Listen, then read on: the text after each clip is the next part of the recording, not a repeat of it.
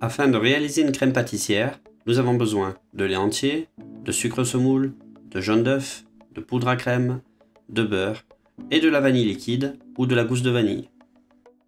La gousse de vanille étant bien meilleure, mais elle alourdira considérablement le coût de la recette. Commencez par faire chauffer le lait avec de la vanille liquide ou de la gousse de vanille et la moitié du sucre semoule. On aurait très bien pu faire l'impasse sur la vanille, mais celle-ci apporte de la rondeur à la préparation.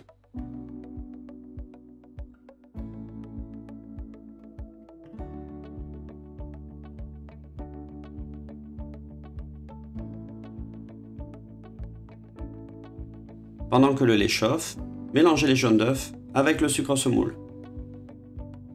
Veillez à mélanger les éléments immédiatement, sous peine de voir les jaunes d'œufs former de petits grains. On dit alors que le sucre a cuit les jaunes. Plus précisément, le sucre, en contact avec les phospholipides contenus dans les jaunes d'œufs, provoque une réaction qui génère de la chaleur et suffit pour provoquer une petite coagulation.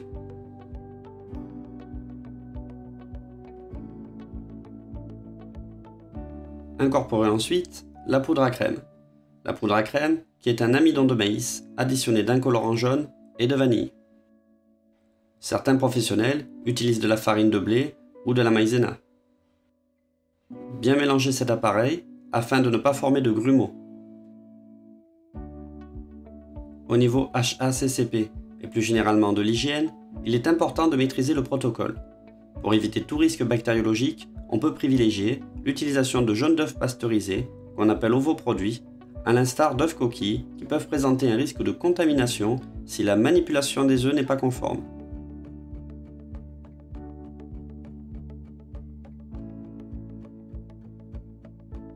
Une fois le lait bien chaud, transvasez une partie de celui-ci sur l'appareil en effectuant le mélange hors du feu pour éviter tout risque de brûlure ou d'épaississement prématuré.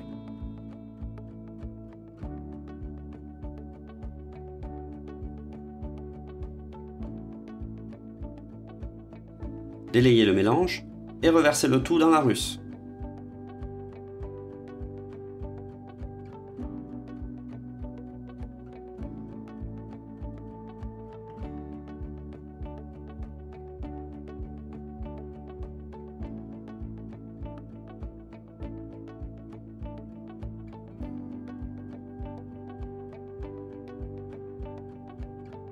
Cuire la crème sur le feu qui va s'épaissir en s'approchant de l'ébullition.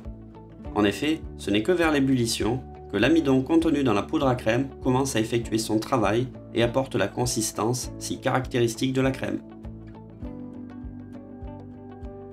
La crème pâtissière fait partie des crèmes de base en pâtisserie et cela reste une des crèmes les plus utilisées et les plus fragiles bactériologiquement. Elle est utilisée comme base pour la confection de crèmes dérivées comme la crème diplomate, la crème mousseline, la crème Chiboost et bien d'autres encore. La crème pâtissière est en cuisson et nous observons une petite disparition de l'écume au plus nous nous approchons de l'appoint de la cuisson.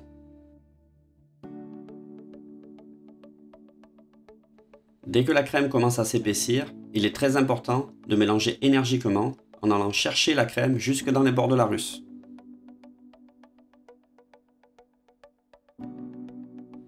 Cuire environ 30 secondes à 1 minute pendant l'ébullition, ceci faisant partie du protocole de réalisation de la crème pâtissière selon la méthode HACCP.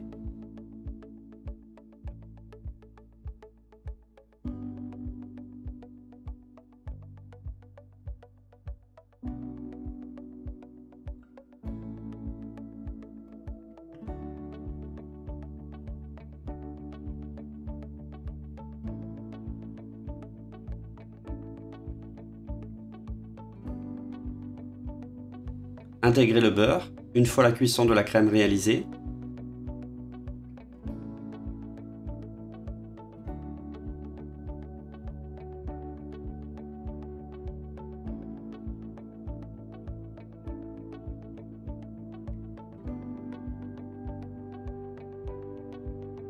Débarrassez immédiatement la crème pâtissière dans un bac gastro chemisé de film alimentaire et filmez au contact afin d'éviter qu'elle croûte.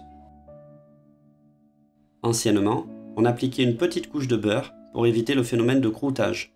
Cette technique portait le nom de tamponner. Une fois la crème conditionnée, il va être important de faire chuter sa température rapidement afin de ne pas développer de bactéries. Nous allons donc l'entreposer en cellule de refroidissement afin de faire chuter rapidement cette température. L'utilisation d'eau glacée ou d'un pasteurisateur sont également des solutions permettant de la faire refroidir rapidement. Le refroidissement est réellement une étape cruciale qu'il convient de maîtriser pour assurer une crème pâtissière parfaitement conforme.